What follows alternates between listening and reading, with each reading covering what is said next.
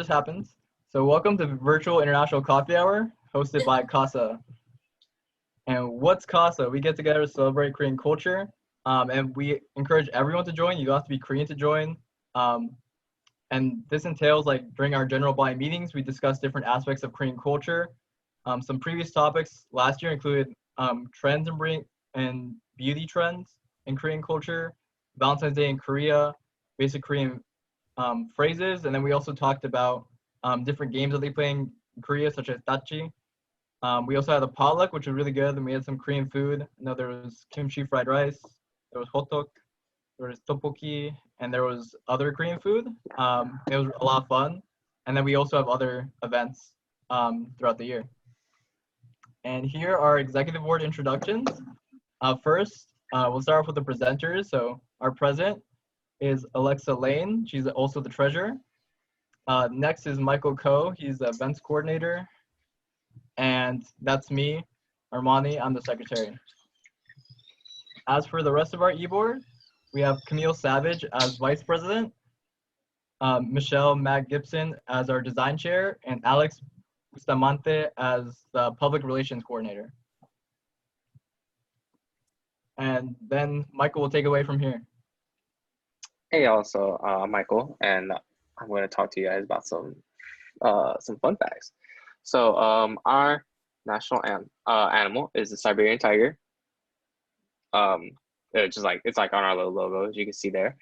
Once South Koreans are born, they're automatically considered 1 year old. So it's not like, you start off at 0. You start off at 1, which is pretty cool.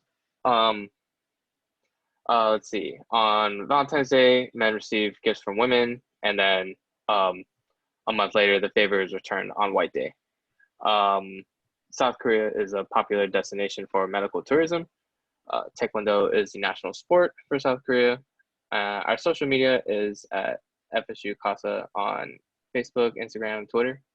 Give us a follow. We'll be posting some good stuff in the next year. Let's see. Okay, so on to the next slide. So here we have some pictures of some popular Korean dishes. So that meat dish right there with a little bit of onions, that's what everyone knows is bulgogi. Everyone knows what that is. Basically just marinated beef. So to the right of that is jjajangmyeon, which is basically a black bean paste with noodles. Yeah, and a lot of people would say it doesn't look very appetizing, but it's actually super good. It's one of my favorites. So in the bottom right, the red looking stuff, that's tteokbokki, which is rice cakes and fish cakes in a spicy sauce. So all the white there, the white cylinders, they kind of look they look like cylinders. They're that's the rice cakes, and then the flat pieces are the fish cakes. And then on the big picture to the left, bottom left, there's just numerous examples of Korean side dishes, or they call it banchan. And they're mostly just pickled vegetables, or just a whole bunch of stuff that just adds on together with the meal. And these aren't just all of it. There's a whole lot more. So whenever you go to a Korean restaurant, you'll see a whole bunch of these just served out and free of charge. So it's pretty good. Okay, and then to the next slide. So our amazing president is going to be making a Hotteok, which is a popular street food snack. So you basically just go and they just cook it on the street on a little stand. So it's a flour dough pancake filled with a sweet syrup made of sugar and nuts. It's simple, but it's delicious. And we're gonna have Alexa over here come and show us how to make it. Yeah. Thank you so much, Michael. Before we do the cooking, and Armani, before we do the cooking demonstration, could you talk a little bit more about what medical tourism is? Because I saw that in the fun facts. Mm-hmm. Yeah. So, Armani, would you care to expand on that? Oh yeah, I was just gonna ask if you want to or me. Just last year we had definitely a big GBM which we hosted with HEAL, the Health Educated Asian Leaders. where we talked about different beauty trends in Korea. And then a lot of people go to Korea for plastic surgery. It's very like normal there, whereas it's more stigmatized in the United States of America. And then we talked about different trends that they have there. And you know, they favor like the bigger eyes, for example, and we compared that to different trends in the United States. And then yeah, different like procedures that everyone can get done. And we talked about like terrible examples where one guy tried to look like Jimin from BTS and he looked really bad. And then yeah, we just basically talked about the different trends and we compared the culture and the beauty culture in Korea when compared to the United States. Wow, that's so interesting. Thank you so much for sharing that. All right, awesome. If we don't have any other questions at the moment, I will pass it off here to Alexa for their cooking demonstration. Hey guys, today I will be making hotteok, which is what you guys have seen. I made a couple earlier. They're kind of like, they almost look like pancakes, like sugar encrusted pancakes. They're really good. They're super, super easy to make. So let's get to it. You really only need a couple of ingredients. So we are going to start with flour, of course, which is like the basis for all baking. So there's going to be 2 cups of flour. So can you guys see my thing, please? All right. So here's my cooking session. I apologize for the mess. I have a very tiny kitchen. So there's 1 cup of flour, and then there is the 2nd cup of flour. The next thing that you are going to want to add is going to be kind of like a sweet rice flour. I have tapioca starch, which works pretty much the same as sweet rice flour, and you're going to add half a cup of that. This kind of just adds a nice little sweetness to that dough. Please come out of the bag. Please, thank you.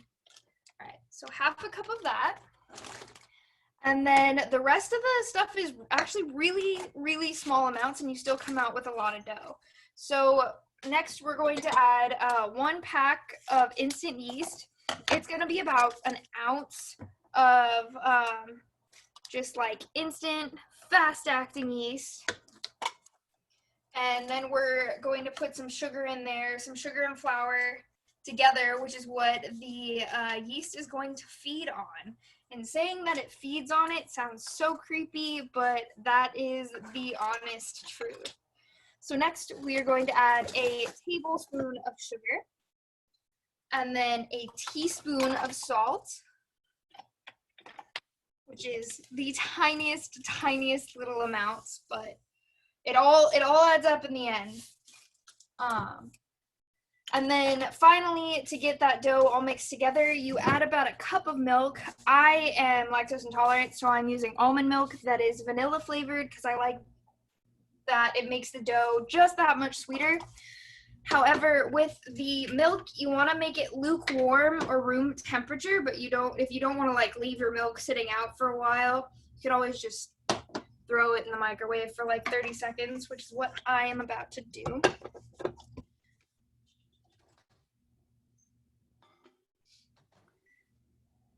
Alexa, could you tell us maybe the difference between using the fast-acting yeast and versus just regular yeast?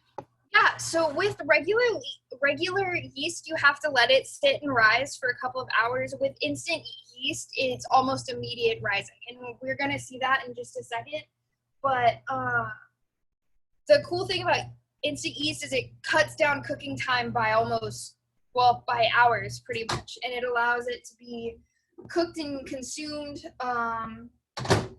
without having to wait that extended period for the yeast to eat the sugar and the flour and therefore make it rise and become that thicker dough. So I just poured the milk into the mixture. And when it first starts out, it's not going to look like it's enough liquid at all.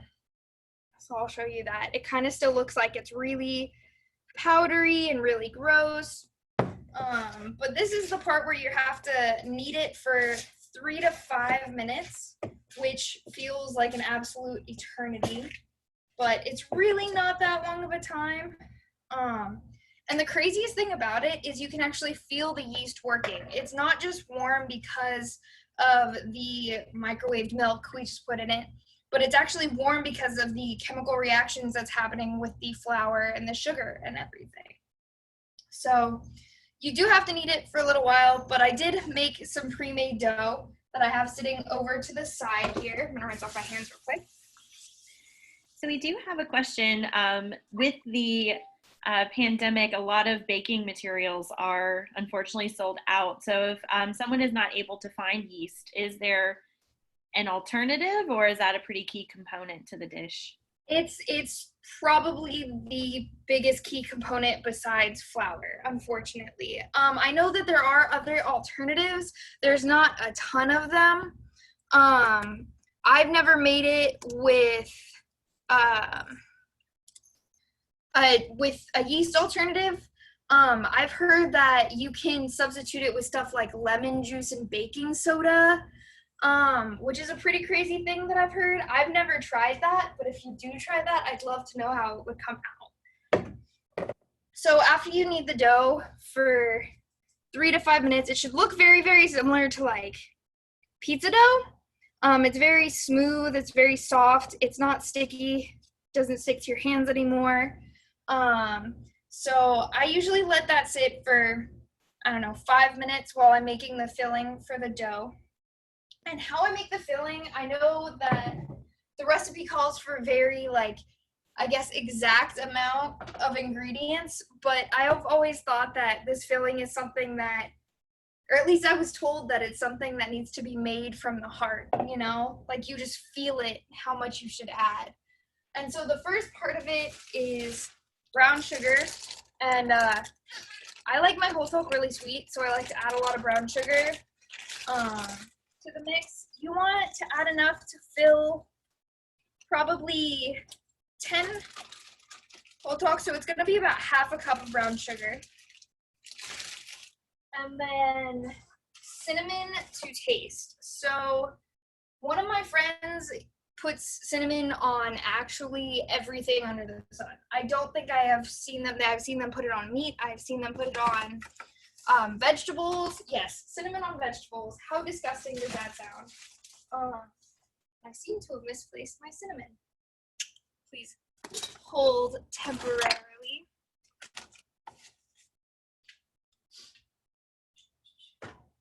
Found it.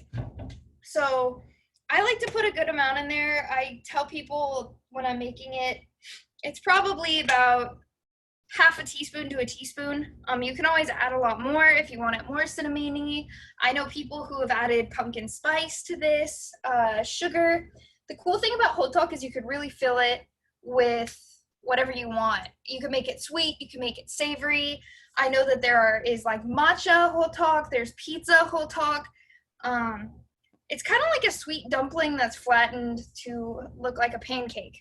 The third ingredient in the filling is walnuts, but you're gonna wanna crush them. So if you wanna get any of your anger out, put them in a plastic bag and then cover it with a towel and then just start hitting it until it's crushed.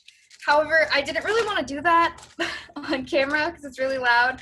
So I pre-crushed all of my walnuts. I'd say it's about a quarter of a cup to a half a cup. And you just throw that in there with the rest of your mix. And I know you can also throw in peanuts too. Yeah. This is really good. So. I don't have any peanuts on hand, unfortunately, or else I would do that. I've thrown cranberries in here before, like dried cranberries. That was a really nice, fruity kick. And then you're going to want to mix it and blend all of those spices together. And so it forms just a nice little, very well mixed together filling, I guess. If you guys hear a puppy whining in the background, I'm very sorry. She wants attention. Are the walnuts, you said those are optional, right? Like you can use different nuts if you wanted to? You don't even have to use nuts. I've filled them with just cinnamon sugar for my friends who are allergic to nuts. You could put even like Nutella in it. I like to add honey to it. I think it just adds a little bit of like flavor dimension, but yeah, the nuts are completely optional. And these are really kind of just like dumplings that you can fill with whatever you want. They were originally thought to come from China, Hotteok, and really just be adjusted for the sweeter Korean palate. So that's where this idea of a dessert pancake comes from. So once that is all mixed together, I'm going to head over to my stove here, and I'm going to put it on super low to medium heat. So if my stove goes 2, 4, 6, 8 high, I usually keep it probably between 4 and 6. And I'm going to put about a tablespoon of oil in the pan, just so it doesn't stick. And then we come back to our dough station and rip off a decent amount of dough, enough to fit in the palm of your hand, kind of like that. And what you're gonna do is you're going to flatten it out and smooth it out till it's about 1/4 of an inch to 1/2 inch thick. Those are kind of the key numbers here. So it looks like a little mini pizza, if you will. And you're going to put it in your hand so it kind of forms a little bowl. And this is where I put honey in. It's not necessary. So I put a couple of drops of honey. It's a little more than a couple of drops, but we won't tell anyone, right? And then you take some of your filling and you put it in the center. You do have to be very careful not to overfill them or they will burst while cooking. So once you have that filling in the center, you want to close it up around the filling and pinch it closed, kind of like a dumpling. And make sure you seal it or it will spray out all over your pan. So, and then you flatten it a little bit, kind of so it looks like a sand dollar. It's thick and it's round. It's filled with that sweet filling of your choice. And then once you have pinched it shut, like so, we go back to the stovetop. And with that pinched side, you place that face down on the pan first so it seals shut first and it reduces the chance of it exploding. So let's get that in the oil a little bit and let it cook. It's going to cook for probably about 5 to 6 minutes on each side until it turns like a nice golden brown color. These are some of the ones that I made earlier. They have a nice little toasty outside. They're a little crunchy to here. And when you bite into them, their filling just kind of squirts out the center. These are not as melty anymore, but you can see the filling there. And yeah, that's the process of how you make hotteok. Simple, easy. It's like making stuffed pancakes. Awesome. Thank you so much. I really appreciate you sharing that and showing us how to make it. Is this something that can be made ahead of time, or is it best that it's made fresh when you're wanting to make it? It's definitely best when it's made fresh because once it cools down, these are made so the center is super molten and gooey. When you bite into it, it kind of fills your mouth. And when they're allowed to cool, the center re-solidifies and it's not as enjoyable to eat. You kind of lose that warm feeling, kind of like when you bite into a gusher and you know how it explodes in your mouth. It's kind of similar to that with hotteok. Awesome. And is this something that is, I think someone mentioned earlier, it's kind of a street food. So is it typically a snack or do you eat it as a meal? You can eat it as a breakfast food if you make them a little bigger, but they're typically made as snacks. like an after school snack or a street food. You'll see a lot of street vendors in Korea making them just hot and ready to go, especially on cool days. And like I said, they can be filled with so much, even like jams or purees of stuff like that, but most commonly it's filled with the cinnamon, sugar, and nut mixture. Awesome. Thank you so much. Really appreciate that. That looks amazing. I'm actually like, ooh, maybe I should do this for this weekend. And they're so easy and so much fun to make too. It's the first time I made them, I thought it was going to be super complicated, and it's really not. It's just like making cookies and then frying them in a pan or making pancakes. Yeah.